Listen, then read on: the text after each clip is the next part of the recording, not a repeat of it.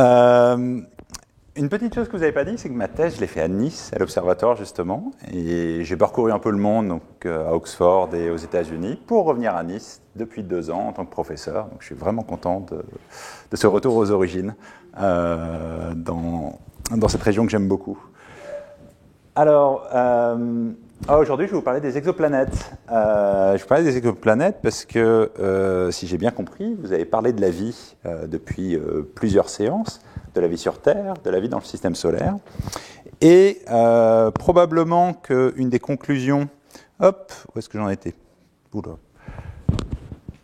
J'ai fait ça un peu... ça fait longtemps que j'ai pas parlé en français de la science, donc il va falloir être un petit peu indulgent avec comment les choses vont se passer. Et aussi, si vous avez des questions tout du long, n'hésitez pas, on peut aussi discuter au fur et à mesure de la conférence, il n'y a pas de problème. De toute façon, j'ai beaucoup trop de choses à vous présenter, donc on ne pourra pas tout parler de tout aujourd'hui. Et donc, si j'en reviens à nos moutons, ce que vous avez probablement dit ces dernières séances, c'est que dans le système solaire, qui est ici, on a trouvé de la vie. On a trouvé de la vie, oui, ici, chez nous, c'est la Terre. Okay. Et puis, on n'a pas trouvé de vie ailleurs. Pour l'instant, on n'en a pas. Donc, on peut se dire, écoutez, si sur le système solaire, voilà, c'est un coup dans l'eau, on peut peut-être aller voir ailleurs.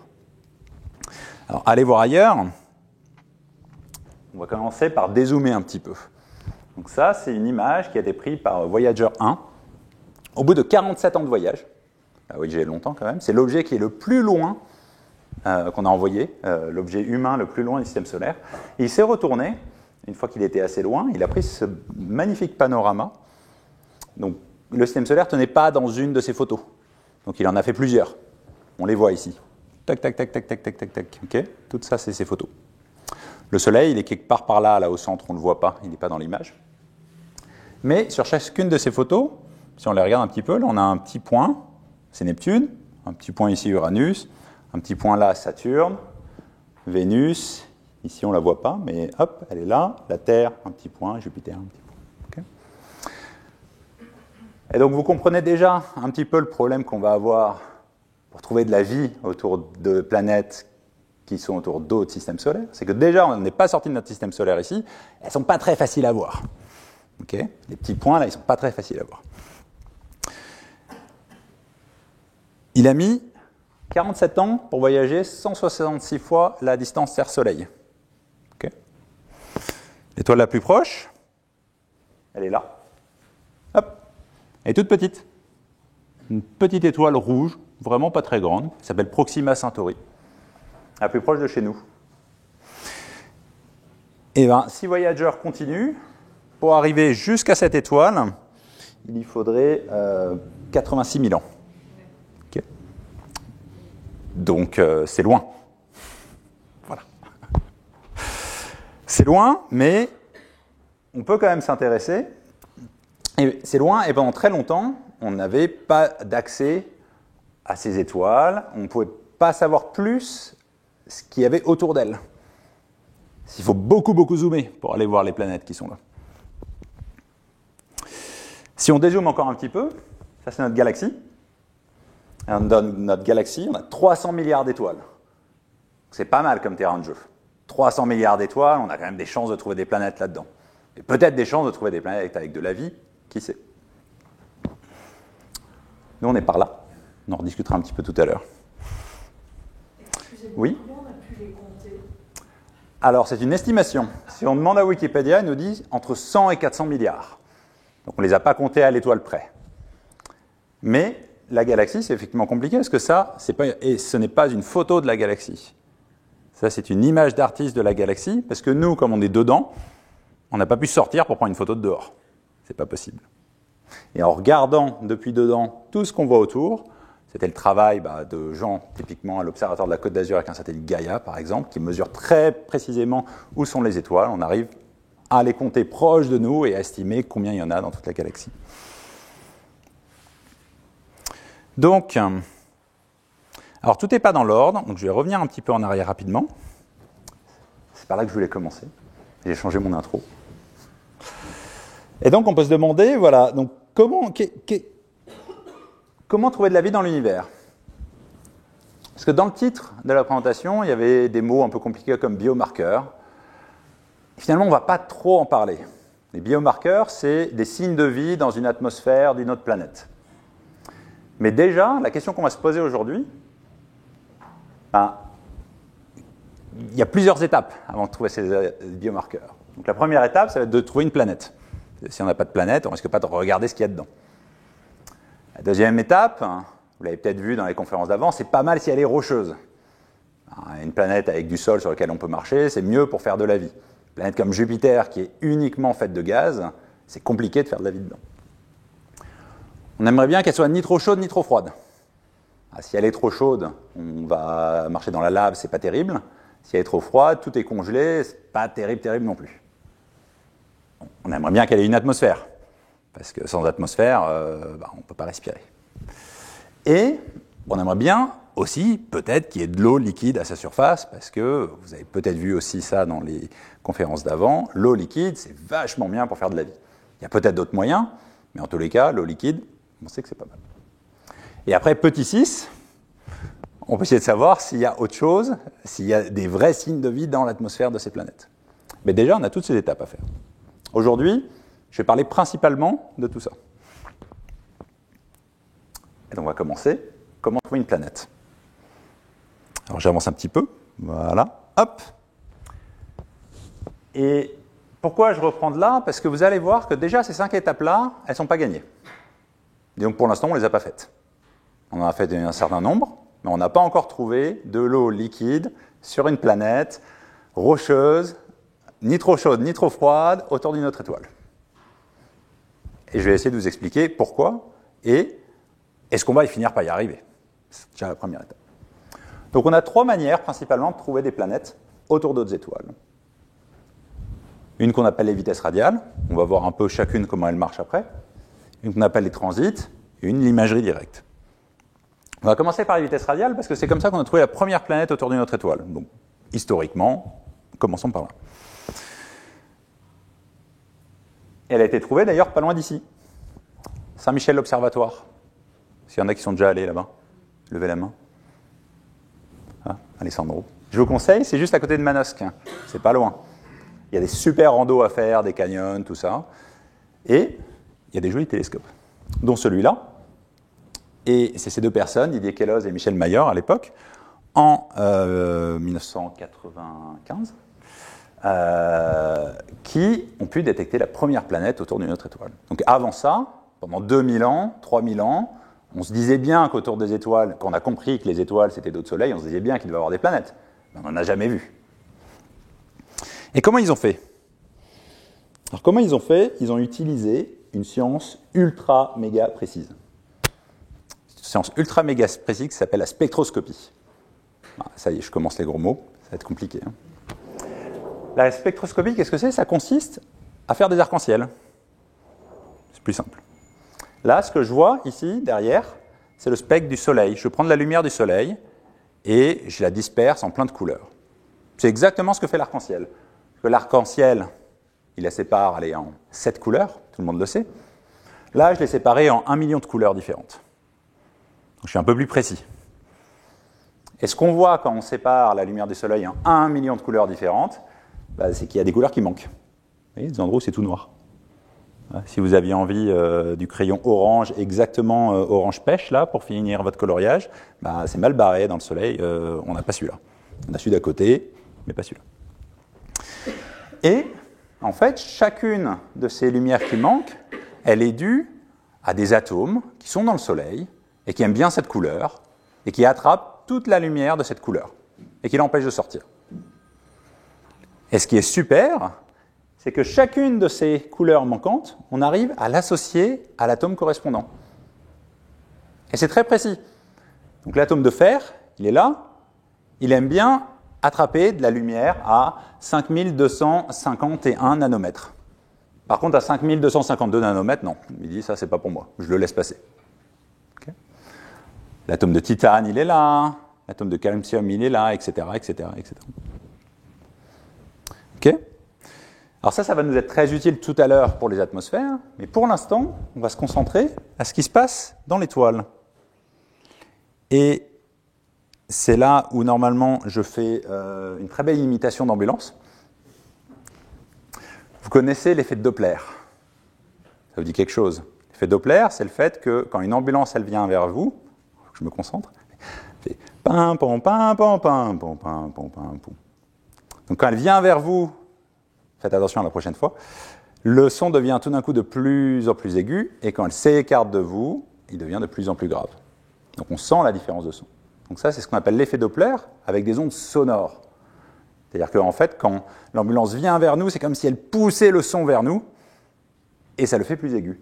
Il se passe la même chose avec la lumière. La lumière, quand quelque chose qui émet de la lumière vient vers nous, ça pousse la lumière en même temps, et il apparaît un peu plus bleu. Quand il s'écarte de nous, il apparaît un peu plus rouge.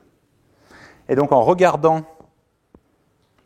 et ce qui se passe, c'est quand on a une planète qui tourne autour d'une étoile, en fait ce qui est marrant, c'est que ce n'est pas une planète qui tourne autour d'une étoile. C'est la planète et l'étoile qui tournent autour d'un point qui est entre les deux. Un peu comme quand on s'attrape là dans Titanic, il s'attrape les deux mains et il tourne. C'est une danse, les danses d'Irlande, je pense. Donc c'est à peu près la même chose, sauf que évidemment la Terre et le Soleil, le point autour duquel on tourne, il est au centre du Soleil, donc ça ressemble à la Terre qui tourne autour du Soleil. On ne le décale pas beaucoup. Mais une planète suffisamment grosse, elle peut faire bouger son étoile pas mal. Et qu'est-ce qui se passe si on fait bouger l'étoile comme ça? Eh ben on voit les lignes de l'étoile dont je vous parlais tout à l'heure, eh ben elles vont bouger. Si l'étoile, elle s'écarte de nous, elles vont être un peu plus rouges. Si l'étoile, elle se rapproche de nous, elle va être un peu plus bleue. Okay, donc si je regarde très précisément la couleur de l'étoile en fonction du temps, et que je la trace, je vais voir la couleur plus rouge, plus bleu, plus rouge, plus bleu, de manière très périodique. Et si je vois que l'étoile, elle se rapproche, elle s'éloigne de nous de manière périodique, je vais me dire, il y a quelque chose qui la pousse, il se passe quelque chose. Et ce quelque chose, c'est probablement une planète. Donc voilà ce qu'ils ont vu quand ils ont cherché à trouver la première planète, c'est ça qu'ils regardaient.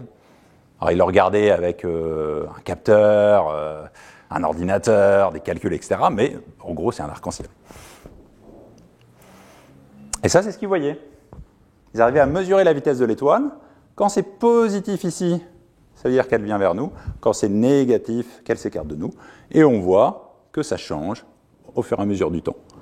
Des fois c'est positif, des fois c'est négatif. Ça change de 50 mètres par seconde à peu près. On en a déduit, ils en ont déduit, qu'on avait affaire, la première planète qu'on a trouvée, à une planète qui était à peu près de la masse de Jupiter, parce que plus c'est gros, plus ça va être grand ici, et qui tourne autour de son étoile en 5 jours environ. Beaucoup plus rapide que nous.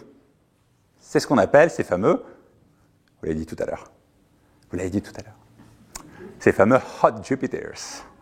Voilà.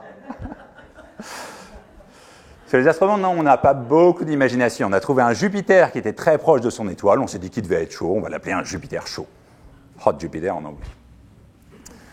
Donc voilà, première planète qu'on a trouvée. Si on essayait de faire la même chose pour trouver une Terre dans la zone habitable, c'est-à-dire pour trouver nous. Nous aussi, on fait un peu bouger le Soleil. Mais on ne le fait pas beaucoup bouger. Nous, on le fait bouger de 10 cm par seconde. 10 cm par seconde, c'est-à-dire que c'est pas si petit, 10 cm c'est la taille du carreau, donc à chaque seconde, voilà, j'avance d'un carreau. Donc ça c'est la vitesse du Soleil, à cause de nous. Puis au bout d'un an, il se met à reculer. Okay. Donc il faudrait qu'on arrive à mesurer précisément la vitesse du Soleil à 10 cm par seconde près pendant un an. Je peux vous dire que c'est pas facile. Pour l'instant, on n'y arrive pas, malheureusement. Donc pour l'instant, les planètes qu'on a trouvées, on va voir ça après, il n'y a pas beaucoup de Terre autour du Soleil. Il y a d'autres types de planètes. Alors, on a d'autres moyens de trouver des planètes. Il y a cette méthode qui s'appelle la méthode des transits. La méthode des transits, conceptuellement, elle est assez simple. Ça, c'est un transit devant le Soleil. Est-ce que vous pouvez deviner quelle est la planète qui passe devant, là? Ça aurait pu être Mercure, mais un peu plus grosse. Donc, c'est Vénus. Bien joué. Ça ne peut pas être Mars, ça ne peut pas être Jupiter. Sinon, il y aurait un problème. Parce qu'elles sont derrière. Mercure et Vénus, de temps en temps, elles passent devant le Soleil, entre nous et le Soleil. Okay.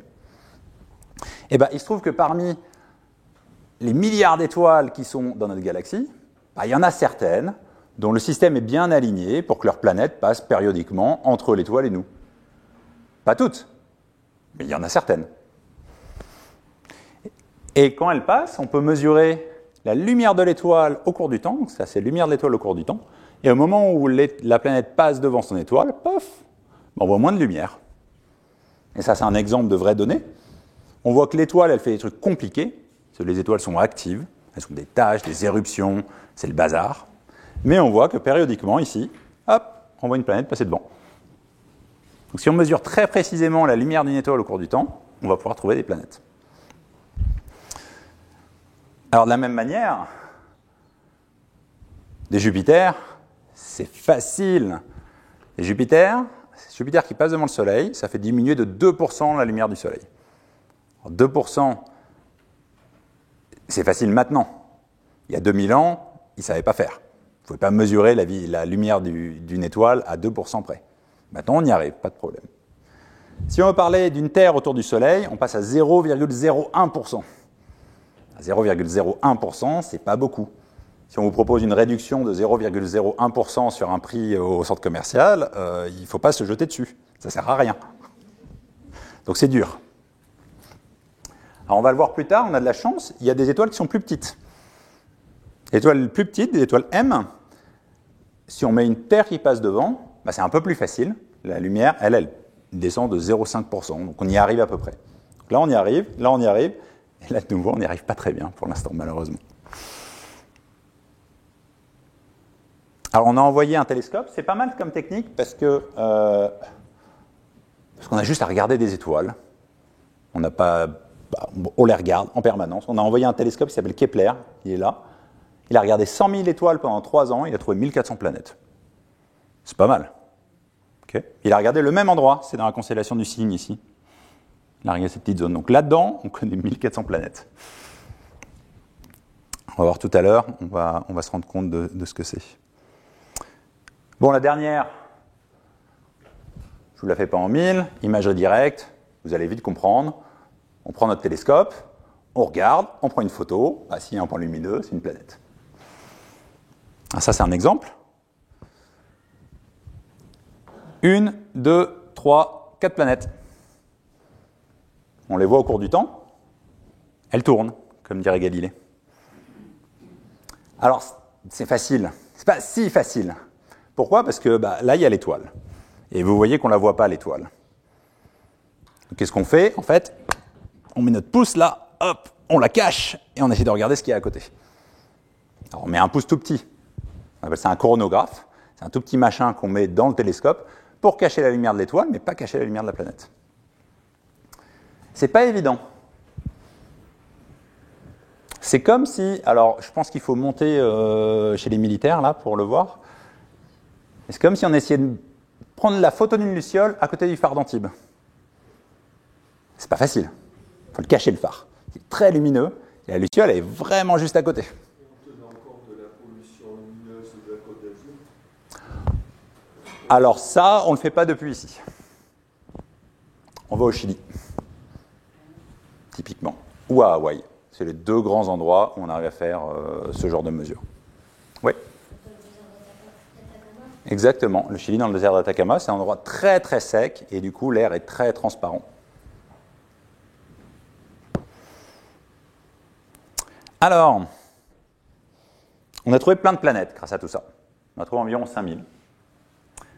Nous, on est là, et je vais vous faire montrer un petit film. Le temps, il va défiler ici. Ça, c'est nos différentes techniques. Alors, celles-là, on n'en parle pas parce qu'elles n'ont pas été très utiles pour l'instant. Transit, vitesse radiale, imagerie directe. Et à chaque fois qu'il y a une planète qui a été découverte, je vais vous mettre un petit point où est-ce qu'elle est dans la galaxie. Ça, vous allez voir un peu notre carte. Voilà, si vous voulez voyager, c'est la carte Michelin. Okay. Donc 93, 94, ça c'est un zoom, un petit zoom autour du Soleil. Là, au départ, que des vitesses radiales. On commence à voir un peu plus de points ici. Tac, tac, tac, tac, des points jaunes. Au moment où vous allez voir, il y a le satellite Kepler qui arrive. Paf! C'est tout cela, il a regardé dans une direction Kepler. Il a trouvé plein de planètes dans cette direction. Ouais, ça loupe. Mais heureusement, regardez, je suis pas mal. Et donc, Ça, c'est le résultat final. C'est toutes les planètes qu'on connaît en ce moment. Le Soleil, il est au centre, là. On connaît plein de planètes tout autour de nous. Plus c'est proche, plus c'est facile. Ça, c'est celles qui vont vraiment nous intéresser. On connaît les planètes par certaines techniques jusque-là, mais elles servent un peu à rien parce qu'elles sont tellement loin qu'on va avoir du mal à observer quoi que ce soit d'autre dessus, à part de dire, bon, bah, elle existe. Et ça, ici, cette grande traînée, c'est le télescope Kepler. Comme il est resté, lui, 3 ans au même endroit, il a vu des planètes très, très loin dans une direction donnée. Et on a quand même appris plein de choses. Déjà, on a appris que pour une étoile, c'est facile d'avoir des planètes. Il y a environ une étoile, on sait qu'il y a au moins une étoile sur 3 qui a des planètes. C'est pas mal. Avant, on ne savait pas. Peut-être qu'on n'était pas complètement unique. Le système solaire avait des planètes, les étoiles n'en avaient pas, et l'histoire se finit là, et moi, je vais faire un autre job. Bonne nouvelle. Entre une étoile sur 10 et une sur 3, on a des planètes rocheuses tempérées. Ça, c'est pas mal aussi. On parle de 100 milliards d'étoiles dans la galaxie. Si on dit que 1 sur 10, on prend l'estimation pessimiste, sont une planète rocheuse tempérée, ça nous fait quand même 10 milliards de planètes rocheuses tempérées. Il y a de quoi faire. Ça ne veut pas dire qu'on va y arriver, mais il y a de quoi faire. Alors, je vais vous montrer quelques graphes pendant la conférence. Je vais essayer de les expliquer du mieux que je peux. Vous pouvez toujours me redemander des questions, parce que je sais que ce n'est pas toujours facile. Donc ici, c'est une autre vision. Chaque point représente une des planètes qu'on a détectées, en fonction ici de sa masse. 10 fois la masse de la Terre. Une fois la masse de Jupiter, ici. Là, c'est la masse de la Terre. Elle est ici, la Terre. Hop. La masse de Mercure. La masse de Saturne. Donc, plus on est haut, plus on est lourd. Et ici, c'est la période orbitale, la durée d'une année. 1 jour, 10 jours, 100 jours, 300 jours, bah, c'est nous, 365, etc., etc., etc. Et la couleur, c'est les différents types de planètes qu'on a découvertes. Et donc, on va voir là-dedans 3 endroits très particuliers. Ici, là, tous ces petits points, toutes ces petites croix, c'est toutes celles qu'on a vues en imagerie directe, dont on a parlé. Donc, je peux prendre une photo. Alors, logique, c'est les planètes grosses, c'est plus facile de voir quelque chose qui est gros. Et les planètes qui sont très très loin. Plus on a une année longue, plus ça veut dire qu'on est loin. Des planètes grosses et très loin. Là, c'est les planètes en transit. Qu'est-ce qu'on a trouvé? Aussi des planètes plutôt grosses et plutôt proches de leur étoile. Parce que plus elles sont proches, plus il y a de chances qu'elles passent devant l'étoile. C'est aussi simple que ça. Quand on est très loin, bah, si elles sont un peu décalées, il y a moins de chances qu'elles passent devant l'étoile. Et les vitesses radiales, on a un peu des deux. Mais, il y a quelque chose que vous remarquez peut-être ici, c'est que Mercure, Mars, Vénus, la Terre, on n'a rien trouvé, malheureusement. Pourquoi? C'est ce que je disais, c'est que chacune de ces méthodes, plus on va vers la Terre, plus c'est dur. La Terre, c'est un des types de planètes les plus durs à trouver autour d'autres étoiles. C'est dommage, parce que c'est ça qui nous intéresse. Donc on a trouvé plein d'autres trucs. On a trouvé des Jupiters chauds, des Jupiters froids, des Saturnes, des Uranus, des trucs entre la Terre et Uranus et on ne sait pas à quoi ça ressemble, des cailloux très très chauds. Là, on a des planètes qui sont même faites de lave, mais des terres, que dalle. Ok? Ça ne veut pas dire qu'on ne va pas y arriver, mais c'est-à-dire que pour l'instant, bah, on ne les a pas. Ok, donc, première étape, trouver une planète. Je vais passer tout de suite là au ni trop chaud ni trop froid. Et je vais vous remontrer un graphe, je suis désolé. J'ai plusieurs graphes. Ah, avant ça, il y a un petit dessin quand même. Il y a le concept de ce qu'on appelle la zone habitable. C'est cette expression de ni trop chaud ni trop froid. En anglais, ils appellent ça la zone boucle d'or. Parce qu'on est juste bien. Vous savez, boucle d'or. Ah, ce bol, il est trop grand. Ah, celui-là, il est trop petit. Ah, bah celui-là, il file bien. C'est la même chose. Si on est trop près, il fait trop chaud. L'eau, elle s'évapore. On n'aime pas ça. S'il fait trop loin, il fait trop froid. L'eau, elle glace. On n'aime pas ça non plus. La Terre, ça tombe bien. Elle est dans la bonne zone. Et cette zone, c'est assez marrant. Elle dépend un peu de l'étoile autour de laquelle on est. Donc là, ici, pour une étoile comme le Soleil, okay, ça c'est à quelle distance on peut être pour être dans la zone habitable. Le bleu, c'est cette zone habitable. On a la Terre, Mars, Vénus, qui sont en fait dans la zone habitable. Vous vous dites déjà tout de suite, ah mais attendez, zone habitable, du coup, ne veut pas dire habité, parce qu'on a dit au départ que Mars et Vénus, on n'a pas de vie dessus. Eh bien oui, vous avez raison. Zone habitable, c'est probablement un prérequis pour trouver de la vie, mais ce n'est pas suffisant. Ok ? Si on va sur des étoiles plus petites, et l'étoile, ça c'est une étoile de type G, une étoile moyenne, et dans l'univers, des étoiles beaucoup plus grosses et des étoiles beaucoup plus petites. Si on va dans les étoiles plus petites, elles sont plus froides aussi. Là, il fait 5000 degrés, là, il fait 3000 degrés. C'est plus petit, c'est plus froid, donc pour avoir chaud, il faut se mettre plus proche. Donc la zone habitable, elle est beaucoup plus proche. Ici, c'est une échelle qu'on appelle logarithmique. Là, on est à 1, donc c'est la distance Terre-Soleil. Là, on est 10 fois plus proche de la distance Terre-Soleil. Donc autour de cette étoile M, les planètes de la zone habitable seront beaucoup plus proches. Et pourquoi je dis ça ? Parce que si vous vous souvenez, ces histoires de transit, etc., je vous ai dit les étoiles G, les terres, tout ça, c'est vachement dur. Eh bien, il y a une méthode, cette méthode des transits. Si on n'est pas loin de l'étoile, on s'en sort. Eh bien, ça tombe bien, parce que pas loin de l'étoile, ici, on peut être dans la zone habitable. Donc autour d'étoile M, on a pu trouver des terres. Ah, il est là, le graphe. Ça, c'est moi qui l'ai fait. Je ne l'ai pas piqué ailleurs. C'est pour ça qu'il a des jolies couleurs. Donc là, ce que je vous montre, c'est encore une autre vision de toutes ces planètes. Là, c'est la même chose, la période, donc la distance, si vous voulez. Et ça, c'est la température de la planète. Je les ai coloriées, comme ça, c'est plus simple. Les rouges, c'est les chaudes. Les froides, c'est les plus froides. Les bleus, c'est les plus froides. On voit que ça va un peu comme ça, c'est-à-dire que plus on est proche, plus on est chaud. Là, on est proche et chaud, là, on est loin et froid. Logique. Mais ce qui est marrant, c'est qu'à une distance donnée, ici par exemple, donc la Terre elle est par ici, 300 jours, à une distance donnée, on a différentes températures possibles. À cette distance-là, on peut être super froid ou on peut être super chaud. On peut être à 3000 degrés ou on peut être c'est 0 degré, parce que là on est en Kelvin, donc en Celsius, là c'est 0 degré, ça c'est habitable, ça c'est trop chaud. Alors pourquoi ça ? C'est ce qu'on disait. Là c'est les planètes grosses et chaudes, les planètes autour d'étoiles grosses et chaudes, et ça, c'est les planètes autour d'étoiles petites et froides. On y arrive. Et pourquoi il est pas mal ce graphique ? Parce que maintenant, j'ai la température ici, donc je peux savoir où est-ce que c'est l'endroit où il faut bon vivre.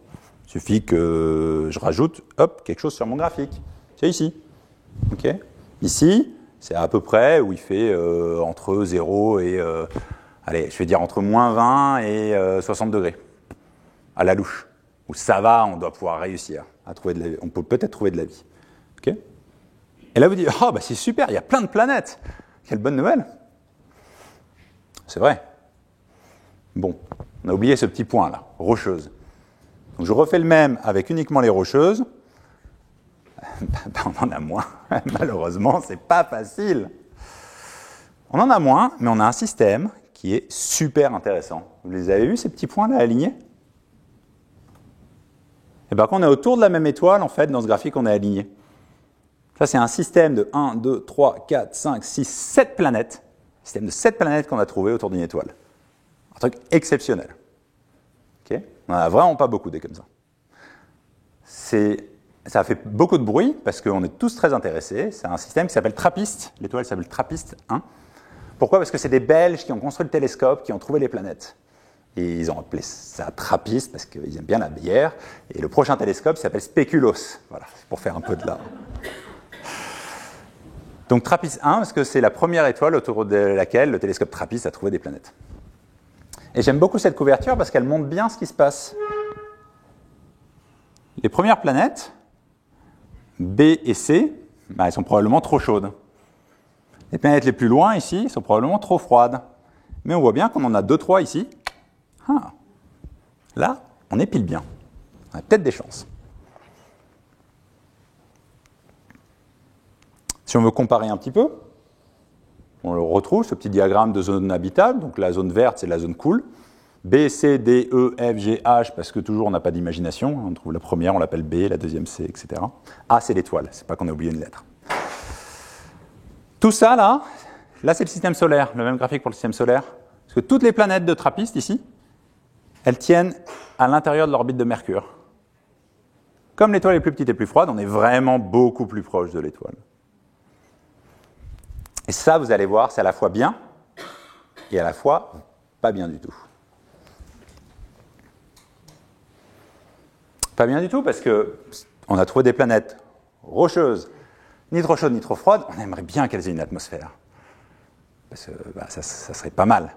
Moi, j'étudie les atmosphères, donc ça serait vraiment pas mal. Mais c'est pas facile d'avoir une atmosphère quand on est trop proche de son étoile. Alors on le sait de plusieurs manières. Si on re-regarde un peu cette population de planètes, là cette fois je change encore, ça c'est le rayon, donc les grosses planètes en haut, c'est toujours pareil. Hein. Les grosses planètes en haut, les petites planètes en bas, les planètes éloignées ici, les planètes proches ici. On voit qu'on a plein de Jupiter, là tout ça en haut c'est super. On a plein de cailloux ici, puis on voit que là il y a comme un trou. Si je regarde dans ce diagramme, ici, là j'ai plein de planètes, puis là, tout d'un coup, j'en ai vraiment pas beaucoup. Puis là, j'en ai de nouveau plein. Okay. Et donc, on s'est pas mal posé de questions. Pourquoi il manque plein de planètes ici? C'est bizarre.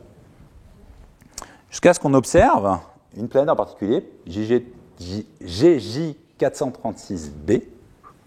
Voilà. Et donc ça, c'est la planète qui passe devant son étoile. Sauf que normalement, la planète qui passe devant son étoile, ça devait faire cette ligne noire là. Vous voyez, il y a un tout petit truc qui descend là. Non, ça devait faire un signal tout petit. Ce qu'on a observé, c'est ça. Un signal de 50%. Okay, donc quand cette planète passe devant son étoile, la lumière de l'étoile diminue de 50%, de la moitié. La moitié, c'est beaucoup. Alors, elle diminue que dans une seule couleur. Il fallait un télescope spécial pour le voir. C'est pour ça que les Grecs, ils s'en étaient pas rendus compte. Sinon, à l'œil nu, on s'en serait rendu compte. 50%, c'est énorme. Et ce qu'on s'est dit, ce qu'on pense qui se passe, c'est qu'en fait, c'est une espèce de planète comète. C'est-à-dire que l'atmosphère de cette planète est en train de s'échapper complètement de la planète.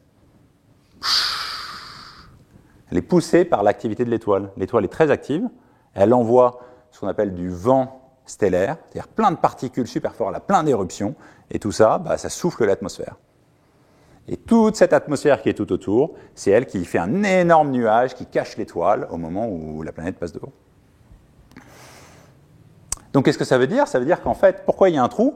C'est parce qu'il y avait peut-être des planètes là, mais elles ont perdu tout leur gaz, elles sont devenues petites. Et on a une autre preuve. Si on regarde ici, à l'endroit où il y a les terres, hop, je vais passer un peu vite, on a ce qu'on appelle la vallée des rayons. C'était le désert des Neptunes avant, maintenant c'est la vallée des rayons. On fait beaucoup de géographie. De nouveau, rayons, période, les planètes qui doivent être rocheuses, les planètes probablement gazeuses, et on voit qu'il y a comme un trou entre les deux, ça fait comme deux blobs. Et ce qu'on pense qui se passe ici aussi, c'est la même chose. Les planètes qui sont là, elles se font souffler, et quand elles n'ont pas beaucoup d'atmosphère comme ça, elles se font souffler très très très très vite. Et elles finissent directement là, donc elles ne passent pas beaucoup de temps ici. Du coup, on n'en a pas beaucoup quand on regarde les systèmes.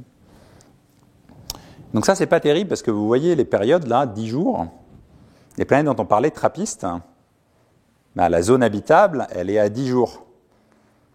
Okay, donc si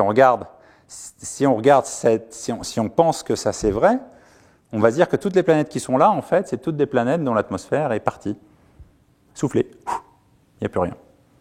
Ça serait dommage. Bon, on a le droit de douter. On va quand même aller vérifier. Si on n'est pas sûr. Et donc, pour aller vérifier, on va essayer de mesurer s'il y a une atmosphère autour de ces planètes trappistes. Okay. Peut-être qu'on se trompe. Gardons l'espoir. Pour trouver des atmosphères, on va pouvoir réviser. Parce que c'est les mêmes méthodes que pour trouver des planètes. Okay. On a une méthode en vitesse radiale, dont on pourra parler, on a une méthode en imagerie directe, dont on pourra parler, et une méthode en transit ou éclipse, dont on pourra parler. Hop, du coup je passe ça, donc on va parler directement de la méthode en transit. Et pour vous faire comprendre ça, j'ai travaillé avec un chercheur à Oxford. Donc à Oxford, c'est un département qui s'occupait de la Terre. Moi je faisais les exoplanètes, j'étais un peu le rêveur du coin. Et eux, ils s'occupaient de la Terre, le changement climatique, etc., tous ces problèmes importants. Et du coup, ils utilisaient des données satellites, un satellite qui s'appelle Himawari, un satellite japonais en l'occurrence, Et normalement, les satellites, ils regardent la Terre et ils essayent de mesurer des trucs sur la Terre, la température, les nuages, voilà. Puis après, ils mettent ça dans les modèles météo et vous avez ça sur TF1 et France 2 le soir, c'est super. Mais de temps en temps, ils ont besoin de calibrer. Du coup, ils regardent sur le bord de la Terre et ils font des images de la Lune. Donc là, le satellite, hop, il s'est un peu tourné et il a fait une photo de la Lune. On la voit bien, la Lune. Et moi, tout de suite, j'étais intéressé parce que une des choses qu'ils font, ces satellites, c'est qu'ils regardent la Terre dans différentes couleurs. Donc on reparle de spectroscopie comme tout à l'heure. On peut séparer la lumière en plusieurs couleurs.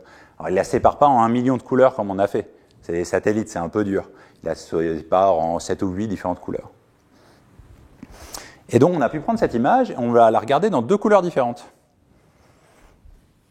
Première couleur, c'est des couleurs qu'on ne voit pas. 8,6 microns, nous on voit jusqu'à 0,8 microns. Donc ça, c'est ce qu'on appelle de l'infrarouge, des couleurs que nos yeux ne peuvent pas voir, mais que les télescopes peuvent voir. Donc si on regarde ici, déjà c'est marrant parce que tout est inversé. Voilà, les nuages, ils sont noirs parce qu'ils sont froids. En fait, plus on est chaud dans ces couleurs-là, plus on émet de lumière. Les nuages sont froids. Le sol, par contre, est brillant. Et on voit la Lune. La Lune, elle est ici, elle émet trop de lumière dans cette couleur, donc elle est un peu saturée. Lui, ça ne l'intéressait pas, il voulait voir ce qui se passait là, donc la Lune, il l'a laissé comme ça. Mais voilà, c'est intéressant, c'est ça qu'on voit dans cette couleur-là. Maintenant, je vais vous montrer une image dans une autre couleur. Vous allez voir la différence. Ça, c'est à 9,6 microns. Une autre couleur, pas très loin. Pour ceux qui n'ont pas fait très attention, je vais revenir en arrière. Je vais revenir sur celui-là. Qu'est-ce que vous voyez comme différence ?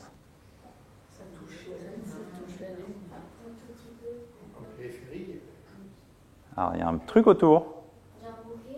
C'est comme si la planète avait l'air plus grosse. Plus grosse dans cette couleur, moins grosse dans celle-là. La Terre, elle est plus grosse à 9,6 microns qu'à 8,6 microns. C'est marrant. Et en fait, ce qui se passe, c'est que l'atmosphère de la Terre, à 8,6 microns, elle est transparente. On ne la voit pas. Okay. Transparente. À 9,6 microns, par contre, il y a un truc qui est vachement utile, c'est l'ozone. Bon, il se trouve que ça nous protège des rayons ultraviolets, mais ça absorbe aussi dans l'infrarouge, et là, l'atmosphère est parfaitement opaque.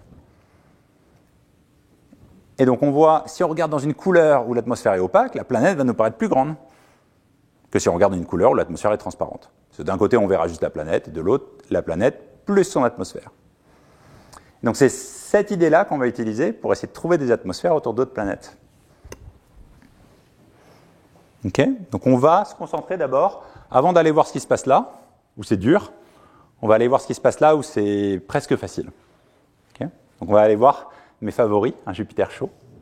Voilà. Celui-là, il s'appelle WASP-39. Okay. Il fait 1000 degrés. Et il fait 1 fois 1,2 le rayon de Jupiter. Donc, autant vous dire que ce n'est pas ici qu'on recherche de la vie. C'est pour vous montrer sur le principe comment ça marche. Et on va utiliser d'abord un télescope qui s'appelle Hubble, qui a été là depuis longtemps. Et ce télescope Hubble, voilà le genre de choses qu'il voyait. C'est les points noirs ici, quand on regarde l'étoile. Donc de nouveau, on regarde la planète passer devant son étoile. Sauf que cette fois, on va la regarder dans plusieurs couleurs différentes pour voir si elle est un peu plus grande dans une couleur ou dans l'autre. Et Hubble, il avait un petit truc gênant, c'est qu'il tourne autour de la Terre. Et du coup, régulièrement, en fait, l'étoile elle est là, la Terre elle est là, Hubble il passe comme ça, puis tout d'un coup, il ne voit plus l'étoile parce qu'il y a la Terre entre lui et l'étoile. C'est pour ça qu'il y a des trous ici dans les données. Et ce n'est pas pratique quand on veut mesurer précisément la taille de cette chose-là. Mais il y est arrivé quand même.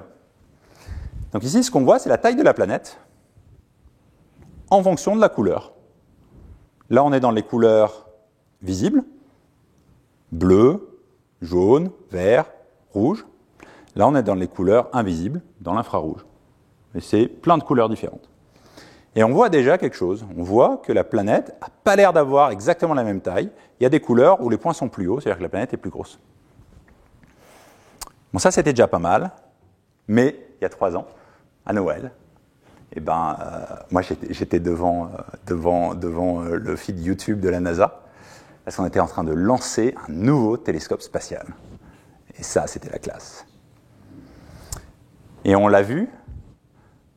Donc là, c'est les photos prises depuis la fusée. C'est le télescope qui part. Et on le voit déployer ses panneaux solaires. Il a l'air tout petit parce qu'il était tout plié pour entrer dans la fusée. Une fois qu'il est déplié, il ressemblait à ça. Okay. James Webb Space Telescope. Classe. Un miroir, on est à 6 mètres de diamètre, donc la taille de la pièce, quoi, à peu près. Beau miroir. Okay. Plus gros que Hubble, qui lui faisait 2 mètres. Donc on gagne en miroir, c'est mieux. C'est mieux, et en plus, James Webb, on l'a envoyé à un endroit où il ne passe pas tout le temps devant la Terre. On a envoyé à un endroit, en fait, tellement loin qu'il ne tourne pas autour de la Terre, il tourne autour du Soleil avec la Terre. Et c'est pratique parce que vous voyez, là c'est les mêmes courbes, à différentes couleurs. On voit la planète passer devant son étoile, séparée dans plein de couleurs différentes, et on voit qu'on n'a plus de trous, on a des points partout. C'est vachement mieux. Et donc on avait ça, ok. Hop, et maintenant on a ça. C'est mieux. Là, vous ne pouvez pas dire qu'il ne se passe pas des choses. Ce n'est pas tout plat. Ok. Et donc, qu'est-ce qu'on voit ici, en fait? On a détecté dans ce Jupiter chaud, dans son atmosphère, déjà on a détecté qu'il avait une atmosphère, on a détecté de l'eau, parce qu'on sait très bien que l'eau, elle est opaque à ces couleurs-là. On a détecté du dioxyde de carbone. Hop, c'est très bien que le dioxyde de carbone, il est opaque ici. On a même détecté même ce genre de tout petits trucs. Maintenant, on est tout excité à propos parce qu'on a trouvé du dioxyde de soufre. Donc, et même du monoxyde de carbone là-bas. Donc, on a trouvé plein d'atomes et plein de molécules dans cette atmosphère. Alors, ça nous aide pour répondre à plein de questions scientifiques sur la formation des planètes, plein de choses. Ce n'est pas le thème d'aujourd'hui. Mais ça vous montre comment, par exemple, on pourrait trouver de l'eau dans une atmosphère comme TRAPPIST. On regarde la planète passer devant son étoile et on regarde comment est-ce que la taille de la planète varie en fonction de la couleur. On peut faire la même observation. C'est ce qu'on va faire. On a pris le James Webb Telescope et on a essayé de faire exactement la même observation autour de TRAPPIST 1C, donc c'est celle-là. Non, C, c'est celle-là. Okay, déjà celle-là. Qu'est-ce qu'on a vu? Vous avez des idées? Est-ce qu'on a vu de l'eau? Alors oui, on a vu de l'eau. Ah, mais attendez, avant ça. Ah oui. Est-ce qu'on la regarde entière? Alors ça c'est très joli parce que... Bon, on va le passer. Est-ce qu'on a vu de l'eau? Alors, hop. Ça c'est la courbe de James Webb. Ok. Il se passe quoi ici? Il se passe que l'étoile nous fait une éruption. Paf! Ça augmente. C'est embêtant. Heureusement, ce n'est pas arrivé au milieu ici, parce que là, on ne s'en sortait pas. Okay. Mais ça vous montre que ce n'est pas facile. On a regardé ça dans plein de couleurs différentes. Et c'est ça les points qu'on a vus. Et c'est les petits points là. Hop. Bon. Est-ce que vous trouvez que ça varie beaucoup? Là, ça varie moins que tout à l'heure. L'observation est beaucoup, beaucoup plus dure. On cherche des choses beaucoup plus petites, parce que l'atmosphère de cette planète, la planète est plus petite et son atmosphère est plus petite. Mais, si on fait plein de modèles statistiques, tout ça, on voit quand même un peu d'eau ici. Hop, on voit ici que ça varie un petit peu. Donc on a trouvé de l'eau. C'est super. Ah mais attendez. Je regarde, en fait on a trouvé de l'eau, mais en fait on n'a pas trouvé de l'eau dans la planète. On a trouvé de l'eau dans l'étoile. Ces étoiles, elles sont petites. Elles sont petites, elles sont froides, et du coup, il y a des endroits encore plus froids, des taches, comme le Soleil il a des taches, dans lesquels on peut avoir de l'eau. Et ça nous fait un effet qui peut nous faire confondre l'eau de la planète, de l'atmosphère de la planète, et l'eau des taches de l'étoile. Ça, c'est à peu près la taille de l'atmosphère qu'on a essayé de mesurer, et la taille des taches qu'il peut avoir sur cette étoile. Donc on se doute bien que quand la planète passe devant, ces choses-là peuvent avoir un effet aussi gros que notre atmosphère parce qu'ils changent au cours du temps. Et donc pour l'instant, sur TRAPPIST 1C, on ne sait toujours pas, avec ces observations, s'il y a une atmosphère. Parce qu'on n'arrive pas à bien séparer l'étoile de la planète. C'est dommage. Là, on est sûr que c'est sur l'étoile. Alors disons, on n'est pas sûr, mais on peut expliquer ces points uniquement en pensant que c'est l'étoile qui les fait. Donc on va dire peut-être que c'est l'étoile, peut-être que c'est la planète, mais pour l'instant on ne peut pas conclure. Oh, en plus elle tourne. Ouais.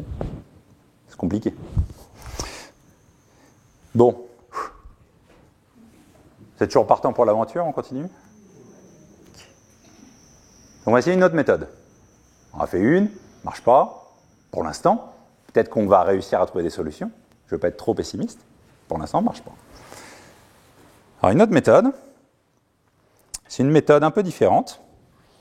Elle va être basée sur un truc assez marrant, c'est que tout ce qui tourne autour de son étoile en moins de 10 jours, en gros, je dis en gros parce que sinon Morbi il va me faire les gros yeux, est en rotation synchrone.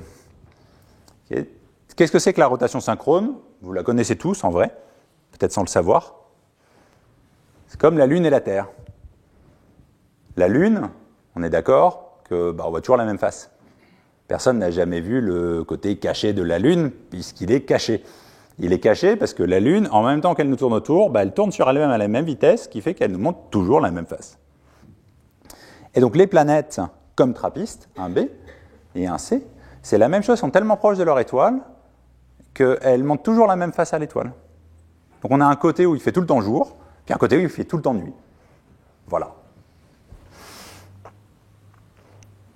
Et donc, comme tout à l'heure, on va faire un premier exemple sur... Alors ceux-là, on les avait appelés des Jupiters chauds, puis on a trouvé des planètes encore plus chaudes, du coup on les a appelés des Jupiters ultra chauds. Voilà. S'il y a quelqu'un qui est fort en nom, il peut contacter l'IAU et faire des propositions. Celle-là, elle est à 2600 degrés. Elle fait 1,8 fois le rayon de Jupiter, elle est presque 2 fois plus grosse que Jupiter, c'est une énorme planète. Et on va utiliser quelque chose... Il est mignon, hein? Non? Il est peut-être mignon. Sur cette photo, pas trop mignon. Alors pourquoi il n'est pas mignon sur cette photo? Parce qu'elle est prise, de nouveau, pas dans la lumière habituelle, elle est prise en lumière infrarouge. Et la lumière infrarouge, vous le savez sans doute pour certains d'entre vous, elle permet de voir quand il n'y a pas de lumière visible. C'est ça qu'ils utilisent la nuit pour voir la nuit. Et elle est sensible à la température. Plus on est chaud, plus on émet de lumière. Donc là, on voit le chien, sa truffe, elle émet pas beaucoup de lumière, parce qu'on sait très bien que, en général, les chiens ont la truffe froide. Par contre, sa bouche, quand il ouvre la bouche, à l'intérieur du corps est plus chaud. Donc on voit que c'est plus chaud. Les yeux aussi, les oreilles. Okay.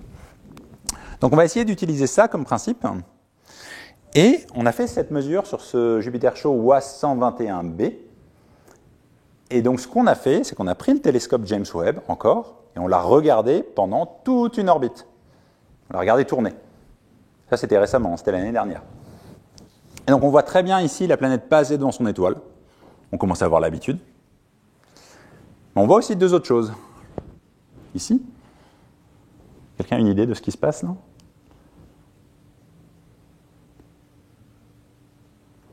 Donc si on imagine qu'elle passe devant son étoile à un moment, un demi-an pour la planète plus tard, où est-ce qu'elle va passer? Elle va passer derrière. Donc là, c'est la planète qui passe derrière l'étoile. Du coup, on ne la voit plus. Donc ça, c'est la lumière que la planète émet, entre là et là. Elle passe derrière l'étoile. Là, qu'est-ce qu'on voit? On voit le côté jour de la planète, il fait chaud, beaucoup de lumière. Elle fait un demi-tour. Juste avant de passer devant son étoile, qu'est-ce qu'on voit? Le côté nuit, il fait plus froid. Moins de lumière, transite, et on repasse là, etc. Okay. Ça, c'est un zoom. Et donc, ça, c'est sympa parce qu'on voit de la lumière infrarouge comme pour le chien. On le voit côté jour et on le voit côté nuit. On peut mesurer la température, du coup, de cette planète côté jour et côté nuit. C'est intéressant. Ce qu'on a fait, ça, c'est une petite simulation de cette planète que j'ai fait. J'étais content. Quand j'étais en thèse d'ailleurs. Et ce que j'ai fait, c'est que j'ai pris les modèles et je les ai processés pour vous montrer en lumière visible qu'est-ce que vous verriez. Donc si vous étiez en face de cette planète, vous verriez ça. Et vous verriez ça parce qu'elle est tellement chaude qu'elle brille même dans le domaine optique comme des charbons ardents. C'est la couleur de la planète que vous verriez. Côté jour, puis côté nuit, on ne verrait rien. Et donc ce qu'on a mesuré, nous, c'est qu'il faisait 1000 degrés côté nuit et 2000 degrés côté jour. Bon. Ok, c'est une information intéressante, pourquoi pas. On peut essayer de la mettre en contexte, cette information. Si cette planète, en fait, n'avait pas d'atmosphère, en général, du côté nuit, qu'est-ce qu'il ferait? À zéro. C'est pas chauffé. Okay. Chez vous, si vous ne chauffez pas, au bout d'un moment, il fait froid. planète, si on ne chauffe pas du tout, côté nuit, imaginez c'est la nuit tout le temps à la turbine, je ne vous le souhaite pas, et ben, il va vraiment finir par faire froid si vous ne faites pas de feu chez vous.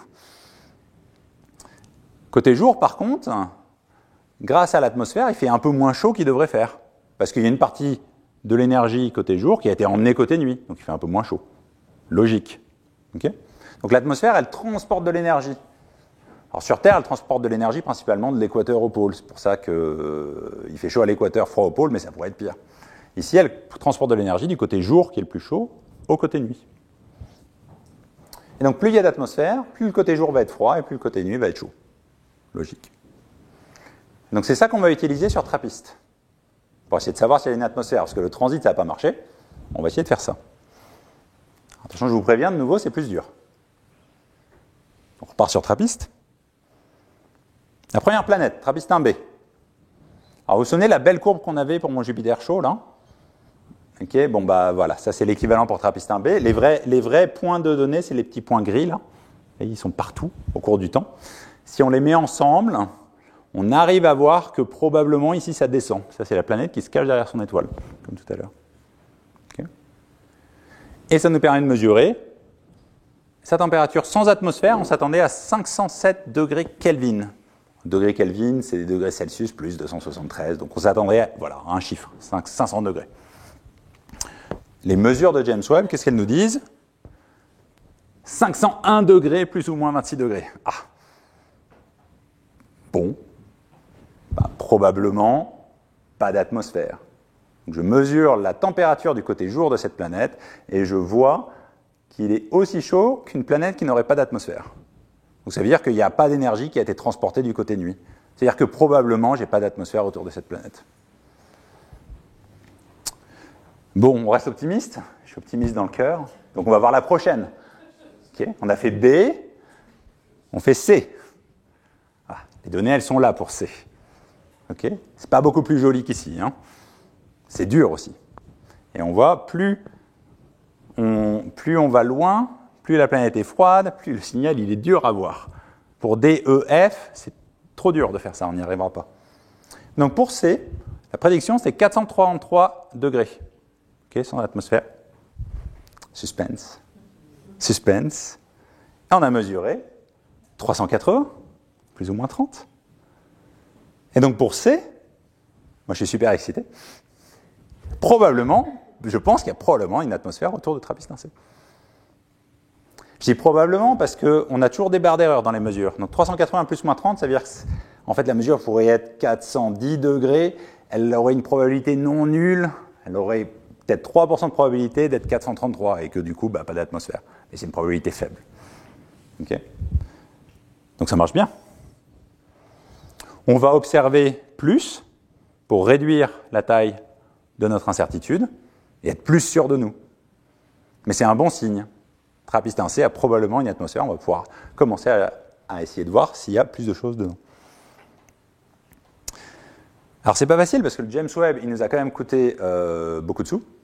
Je ne vais pas vous dire le chiffre parce que vous allez m'en vouloir. Et on a eu besoin de beaucoup de temps d'observation pour avoir ça. Ça c'est 5 ou 6, c'est même 10, c'est 10 éclipses. On a attendu 10 fois que la planète passe derrière son étoile. Et on a mis ça ensemble pour avoir suffisamment de signal. Donc c'est beaucoup de temps d'observation. Alors, hop. Je ne sais pas combien de temps il me reste, parce que j'ai quand même envie de vous... Ouh là là, on est déjà en retard, c'est ça? On est déjà carrément en retard. Alors, on va aller un tout petit peu plus vite, parce que vous avez envie de savoir la fin quand même. J'espère. On a cette belle machine qui va arriver, le Habitable World Observatory, en 2040. Désolé, il faut attendre. Voilà. Tu le verras normalement. Les autres, j'espère que vous le verrez aussi. Bon, et lui, il est super sympa parce qu'on s'attend à pouvoir voir ça. Ça, c'est une toute petite vidéo d'une image du système solaire à 33 années-lumière que s'il y avait un système solaire comme le nôtre, que pourrait prendre le Habitable World Observatory. C'est vraiment le même que nous. On voit principalement Jupiter et Saturne, les plus grosses planètes. Là, on cache l'étoile et on voit, hop, juste au bord, c'est pas facile, hein. On voit des petits points un peu bleutés qui passent. Et bien ça, c'est la Terre et Vénus. Et donc, on a une bonne chance de trouver des planètes habitables autour d'étoiles G en 2040, duquel on pourra mesurer directement les atmosphères. Bonne nouvelle. Hop. Mais, hop là, qu'est-ce que je voulais vous dire d'autre? C'est pas mal, sauf que en fait, des étoiles G, on n'en a pas beaucoup, ça va pas faire beaucoup de planètes, ça va être compliqué. Il nous faut beaucoup de planètes parce que la zone habitable, ça peut être la Terre, mais ça peut être Vénus. Et sur Vénus, il fait 800 degrés à la surface et c'est pas cool pour habiter. Okay, donc on a envie d'en avoir beaucoup pour trouver la bonne. Les étoiles M, par contre, elles, autour de nous, il y en a allez, une soixantaine qu'on peut essayer de voir. Celle-là, il y en a 300 des naines M, il y en a beaucoup plus. Donc ça serait sympa de pouvoir les faire. Sauf que pour ça, Habitable World Observatory, il est trop petit. Okay, du coup, on va à la Turbie. Okay, on va construire un télescope à la Turbie. Le trophée des Alpes. Vous connaissez, j'imagine. Okay. Je vous propose de construire un nouveau télescope ici. Si on veut faire ce qu'on veut faire, il faut 40 mètres de diamètre en miroir. Voilà. Donc, on remplace le trophée des Alpes par un miroir et on construit un télescope autour. Vous êtes d'accord? Alors, on déborde un peu sur quelques... Je ne sais pas qui habite là, mais... Désolé. Bon, heureusement, heureusement, on ne fait pas ça ici. Hein. On est en train de construire ça, ça s'appelle l'Extremely Large Telescope, de nouveau, on ne sait pas nommer les choses, mais c'est pas grave. Il est au Chili, dans le désert d'Atacama. Et tous les 2 mois, il s'amuse à faire voler un drone dans les travaux pour nous montrer comment ça avance. Voilà, c'est grand, c'est beau, et c'est super. Et hop, on peut voir. Et donc lui, on s'attend, hop. Désolé, je vous ai coupé la vidéo, c'est pas trop triste. C'est en cours de construction, première lumière en 2029. Ah, donc là, la vidéo, là, je la remonte 2 secondes. Elle a été prise. Ah, comment je fais pour... Je voulais vous avancer un peu pour que vous voyez les... Voilà. Ah ouais, c'est pas mal aussi en accéléré. On est au milieu du désert, et là, quand il passe ici, hop, on va voir, on regarde en bas, et on dit, il n'y a pas de miroir encore. Ah, il n'y a pas de miroir encore, on est en cours de construction. Ça fait 80 mètres de haut.